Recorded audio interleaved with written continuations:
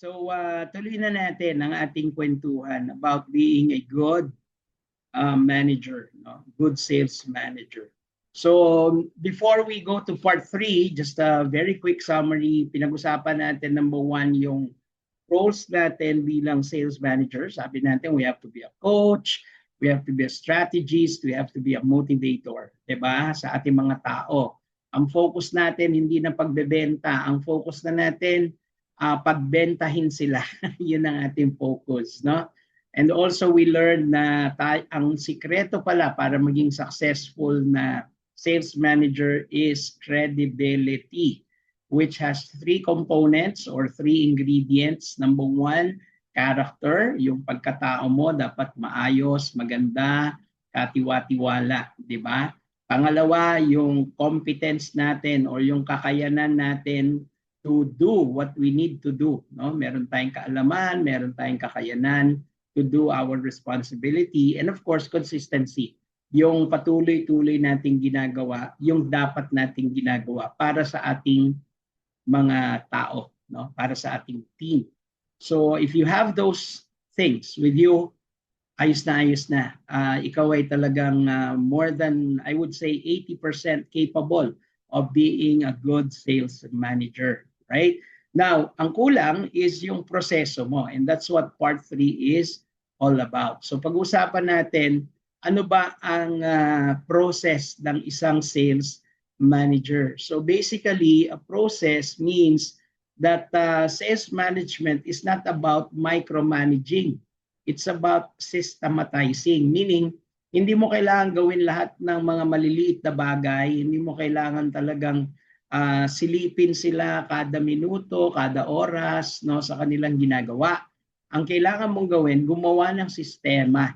Para halimbawa, natapos nila yung trabaho nila for the day, paano ba nila mai-report sa iyo yon in a quick summary, daily summary? Yan, isang klase ng sistema yan, di ba? Pagkatapos naman, at the end of the week, let's say at the end of Friday or Saturday, paano naman nila isasubmit sa iyo ang lahat ng kanilang mga na-accomplish for the week as a combined or consolidated report, diba? O sistema din yan.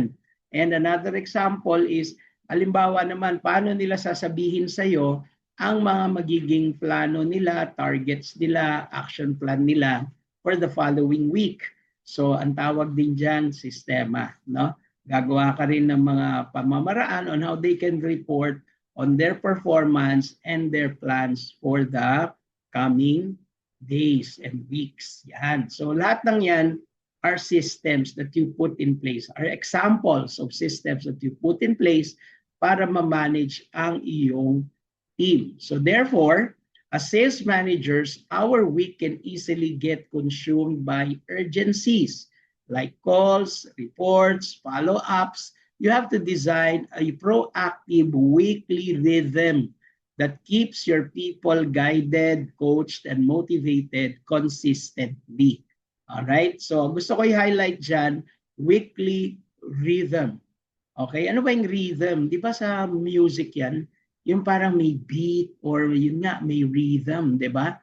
So in other words, para bang merong cha, cha, cha, cha, cha.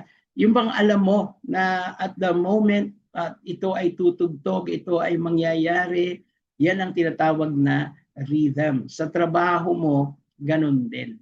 Meron kang ginagawa sa araw-araw, linggo-linggo, buwan-buwan, every quarter, every 6 months, and every end of the year, meron kang ginagawang consistent na action that actually provides the environment para sa mga tao mo na maging mahusay, 'di ba? That's what we mean by that. So you keep on building that consistently, doing that consistently. Okay? So here's an example of process. Una, planning. Pangalawa, leading. Pangatlo, coaching. Pang-apat, tracking, and finally, improving. No? So as a sales manager, kailangan nagpaplano ka kung ano ang magiging targets nyo for the week, for the month, for the quarter, for 6 months and 1 year. Dapat nakaplano na yan. No? Tapos ikaw yung mangunguna. You will lead them into accomplishing those objectives, no, through your decided na action plan, no? So pag nagkaroon kayo ng action plan, meron kayong goal, meron kayong action plan, ikaw yung mangunguna to execute the plans, di ba? And afterwards, coaching naman na tayo. So habang ginagawa nila, observe natin sila, tinitignan natin kung saan sila magaling para ma-upload natin sila, ma-recognize natin sila, at titignan din natin kung saan sila may kakulangan para atin naman silang maturuan on how they can improve on their areas for improvement, no? At bilang coach, tinatrack natin yung kanilang performance. So gumagaling ba talaga sila? Ina-apply ba talaga nila yung mga dapat nilang i-apply na mga techniques, mga strategies, no? Para maging mas mahusay ang kanilang trabaho. And then, of course, we have to make sure that we keep on improving our systems, keep on improving our leadership skills, and keep on improving our team overall para mas makarami tayo ng benta as a team. Alright? So yan ang kinakailangan meron tayong ginagawa. Alright? So yan ang tinatawag nating sales management process.